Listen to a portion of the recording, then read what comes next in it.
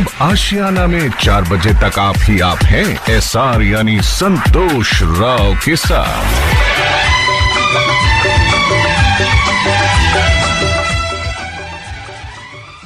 हमारे साथ जुड़ चुके हैं जाने माने author jolly uncle phone line पर। आइए उनसे बात करते हैं। हेलो जी जनाब, नमस्कार सर। नमस्कार, कैसे हैं आप सर? बहुत बढ़िया, बहुत बढ़िया। काफी दिनों के बाद आपसे बातचीत हो रही है। जी, मैं आपको सभी सुनने वालों को दिवाली की और आज भैया दूज की सबसे पहले मुबारकबाद देना चाहूंगा। जी सर। अच्छा सर, मैं आपसे एक बात जानना चाहूंगा। जी, ये आपका नाम जॉली अंकल, क्या वास्तव में आपका नाम है? नहीं, जॉली हमारा सरनेम है। अच्छा। जॉली अंकल मेरा पेन नेम है, क्योंकि मैं लेखक हूँ। पहले मैं प्रिंट मीडिया के लिए लिखता था बहुत लंबे अरसे तक। उसके बाद जब किताबें भी लिखनी शुरू की तो सभी जॉली अंकल के नाम से लिखी, तो पाठक देश विदेश में सभी जॉली अंकल के नाम से ही जानते हैं मुझे। अच्छा, वैसे आपका शुभ नाम क्या है सर? मेरा पूरा नाम है JPS jolly, Jitendra Pal Singh jolly. Okay, देखिए इतने सालों से मैं आपको जानता हूँ, लेकिन आज नाम पता चला। मैं तो जॉली अंकल बोलता हूँ आपको। अच्छा, शादी से पहले जी क्या जॉली अंकल लग चुका था आपके नाम पर? नहीं, शादी के बाद लगा, लेकिन अच्छा। मिसेस को कई बार अपनी फ्रेंड्स या किटी पार्टी होती थी, हाँ। उनकी कोई फ्रेंड कभी आर्टिकल के बारे में या कभी किसी किताब के बारे में बात होती थी, तो वो मिसेस जब बताती थी तो वो कहती थी तुम इतना अच्छा जॉली अंकल को कैसे जानती हो? तो वो कहती थी, उस टाइम अब तो नहीं रहेगी, तो उस टाइम वो कहती थी जॉली अंकल मेरे हस्बैंड है। अच्छा। तो कई बार तो उपहास भी हो जाता होगा। अब बच्चों के साथ ये दिक्कत आती है। मेरे बेटे कहीं जाते हैं काम से, वो पूछते हैं कि आप जॉली अंकल को कैसे जानते हैं, तो वो कहते हैं जॉली अंकल हमारे पापा हैं। अच्छा। मैं समझ सकता हूँ इस परिस्थिति से वो कैसे दो चार होते होंगे। अच्छा, आपकी वाइफ आपको क्या नाम लेकर पुकारती थी? पहले टाइम पे ना, जब हमारी उम्र होती थी, आज मैं 68 साल 2 दिन का हो गया, 2 दिन पहले मेरा जन्मदिन था। क्या 88 साल ना सर? 68। अच्छा, 68 सर, 68 जी जी। तो हमारे टाइम में जब होता था ना, तो उस टाइम पे आजकल जितना खुलापन आ गया, उस टाइम इतना खुलापन नहीं था। तो उस टाइम क्योंकि ज्वाइंट फैमिलीज होती थी, बड़े परिवार होते थे, तो उस टाइम बस AG OG करके बुलाया जाता था हस्बैंड को। तो भी सारे बड़े बुजुर्ग बैठे हैं, तो नाम, आजकल की लड़कियां तो नाम ले लेती हैं हस्बैंड का, लेकिन उस टाइम पे ऐसा नहीं था। ये AG OG उस टाइम हमारे ट्रेंड था। इसका मैं मीनिंग लास्ट में बताऊंगा, सुनने वालों को बड़ा मजा आएगा कि AG OG तो सुना होगा, लेकिन इसकी फुल फॉर्म क्या होती है वो बाद में बताएंगे, बहुत अच्छा लगेगा आपको। सर, मैंने तो गाना सुना, AG OG लो जी सुनो जी। अच्छा, एक बात मैं आपसे जानना चाहूंगा, क्योंकि ये प्रोग्राम है आशियाना, लड़का हो या लड़की, जब एक रिश्ते में बंधते हैं तब ऐसी कई कसमें खाते हैं कि चांद तारे तोड़ लाएंगे, बेशक सामने एक डॉगी आ जाए गुर्राते तो पैंट गीली हो जाए, वो बात अलग है। लेकिन चांद तारे तोड़ने की बात करते हैं। या लड़की कहती है कि बेशक आपकी इनकम या सैलरी मुझसे कम हो, लेकिन मैं आपका पूरा ख्याल रखूंगी। लेकिन यही चाहत धीरे धीरे कम क्यों होने लगती है दिलों में? इसका जो मेन रीजन है ना, ये जो बात कही, वो ये है कि हम जरूरत से ज्यादा एक्सपेक्ट करने लगते हैं। अपने अपेक्षा जो है ना, वो हमारी बहुत बढ़ जाती है, लड़कियों की तरफ से भी लड़कों की तरफ से भी। जबकि बैलेंस, हमें ना थोड़ी सी और मेच्योरिटी की जरूरत होती है। रिश्ता जब शादी के बंधन में बन जाते हैं, तो जो लड़के चांद तारे तोड़ने की बात करते हैं, उन्हें कह दो ना एक पाव दही ले आओ मार्केट से, तो वो कहते हैं देखा है गर्मी कितनी है, बाहर बरसात देखिए कितनी हो रही है, वो एक पाव दही नहीं ला सकते, चांद तारे तो क्यों तोड़ेंगे? जी।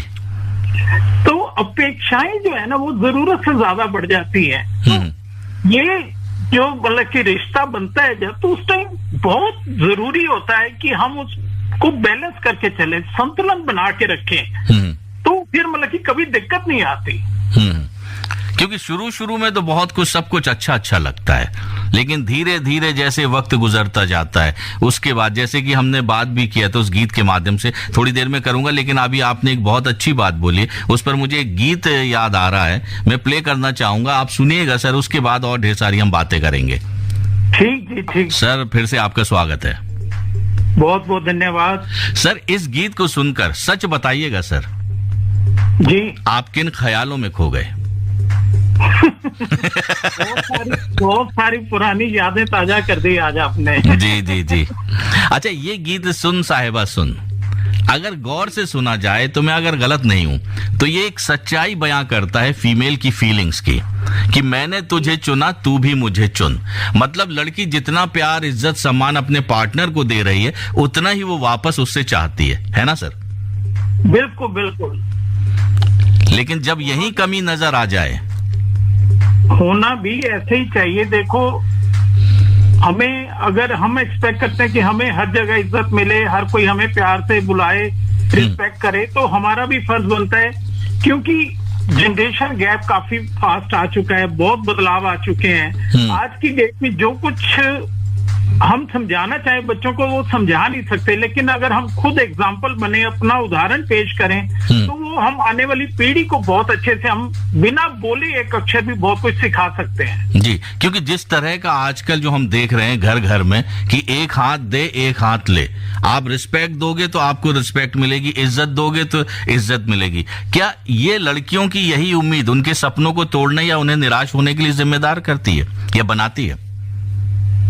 नहीं, इसमें मैं ये कहूंगा कि कुछ मिसअंडरस्टैंडिंग जो होती है ना, वो हो जाती है। शुरू में जैसे हम अपने आप को बहुत बड़ा चढ़ा के दिखाते हैं या कुछ है, बाद में जब परिवार को जमाने की हकीकत से सामना होता है, जिंदगी की रियलिटी सामने आती है, तो उस टाइम, अब जैसे लड़का लड़की बातचीत होती है तो लड़के ने कहा कि भी आप मेरी सैलरी इतनी है, गुजारा कर लोगी? लड़की ने कहा हाँ कर लूंगी।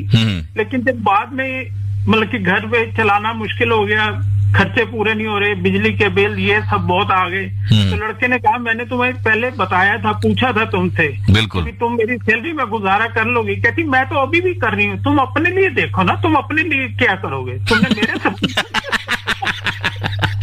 मैं तो तुम्हारी सैलरी में कर रही हूँ। क्या बात है। बहुत अच्छी बात कही आपने। अच्छा, आपके परिवार में कौन कौन है सर अभी? अभी मिसेस चले गए, 2 बेटे हैं, एक दिल्ली में है, एक बाहर सेटल है, बहू है, 2 मेरी ग्रैंड डॉटर हैं, रबानी और रूहानी। ओके, नाम बहुत प्यारा रखा आपने सर।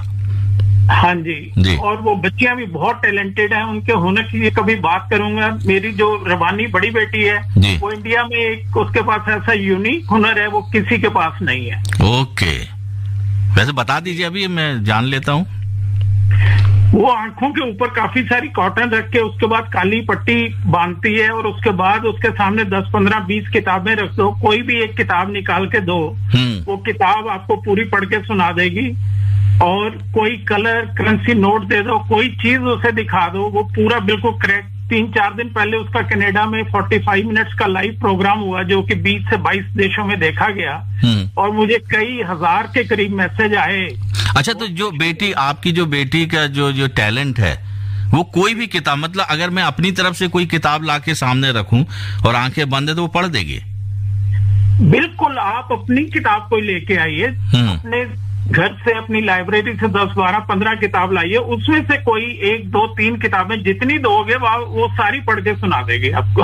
अच्छा, आंख बंद होने के बावजूद?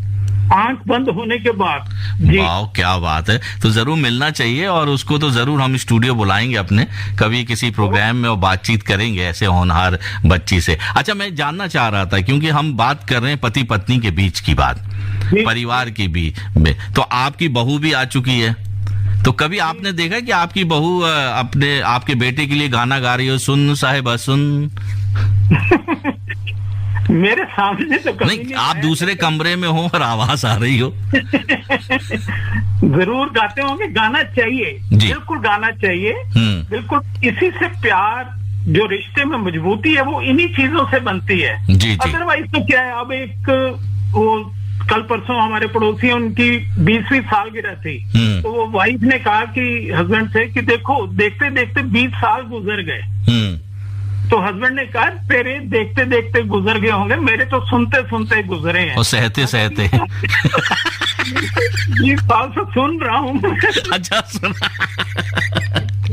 देखिए, कभी कभी कुछ शब्द ऐसे होते हैं जो हम मजाक में या कभी गुस्से में जाने अनजाने कह देते हैं, और वही रिश्तों पर भारी पड़ने लगते हैं। हाँ, ये मतलब कि शादी से पहले ये हम कस्में खाते हैं कि भी तुम नहीं तो मैं भी नहीं, भी तुम्हारे बिना मैं जी नहीं सकती। और शादी के कुछ साल बाद जो आजकल हाल देखने को मिलता है, मेरे पास बहुत सारे, क्योंकि मैं कंसल्टेंसी भी करता हूं, तो बहुत सारे केसेस आते हैं। तो आजकल ये होता है तो शादी के बाद आज या तुम नहीं या मैं नहीं जो कैसा कहते थे कि भी तुम्हारे बिना मैं कुछ नहीं, तो आज तुम नहीं या मैं नहीं, बस। बिल्कुल, लेकिन इसका असर बच्चों पर ज्यादा पड़ता है, क्योंकि हस्बैंड वाइफ कई बार तो ये नौबत आ जाती है कि डाइवोर्स ले लेते हैं, लेकिन बच्चों पर इसका असर बहुत पड़ता है। तो बच्चों को ध्यान में लेकर पेरेंट को ऐसा क्या करना चाहिए ताकि रिश्ता भी बना रहे और बच्चों का भविष्य भी सुरक्षित रहे? देखो, दोनों की ड्यूटी बराबर है। हमारे बुजुर्ग हमें समझाते थे कि पति पत्नी जो है ना वो साइकिल के दो पहियों की तरह होते हैं। लेकिन आजकल ये है कि एक पहिया साइकिल का लग जाता है और एक ट्रैक्टर का लग जाता है ना, जब फिर गड़बड़ होती है फिर संभालना मुश्किल हो जाता है। लेकिन बच्चों को दोनों का माँ का प्यार भी चाहिए। माँ बोली जो बोलना सिखाती है, पालती है, उससे बड़ा करती है। सबसे पहली गुरु जो है हमारे ग्रंथों में भी लिखा है कि वो माँ होती है। लेकिन जिंदगी क्या है, जिंदगी की सच्चाई क्या है, जिंदगी की चुनौतियां क्या है, उनसे लड़ना जो है वो एक पिता सिखाता है। तो बच्चे को तो दोनों चाहिए। बच्चे को अगर जिस तरह दो आंखें हमारी होती हैं, उसी तरह बच्चे के लिए माँ बाप उसकी दो आंखें होती हैं जो उसका सहारा बन के उसे जिंदगी सिखाती हैं। तो उसके लिए तो दोनों हैं। मतलब कि ये बात, कुछ भी डिसीजन लेने से पहले, कुछ भी आपस में अगर छोटे मोटे डिफरेंसेस आ गए हैं, तो उसको कुछ भी एक निर्णय तक जाने से पहले इन बातों को जरूर सोचना चाहिए कि हम अपनी नहीं, बच्चों की जिंदगी का सोचें, उनका क्या होगा। बिल्कुल सही का, पेरेंट को सोचना होगा। बहुत अच्छी बात आपने बोली है। कई लिसनर्स ने सुना होगा जो माँ बाप भी हैं और उनके बच्चे भी होंगे, तो इस बात पर अमल जरूर करेंगे। बहुत अच्छा लगा आपसे बातचीत करते हुए जॉली अंकल जी, बहुत बहुत धन्यवाद। थैंक यू जी, थैंक यू।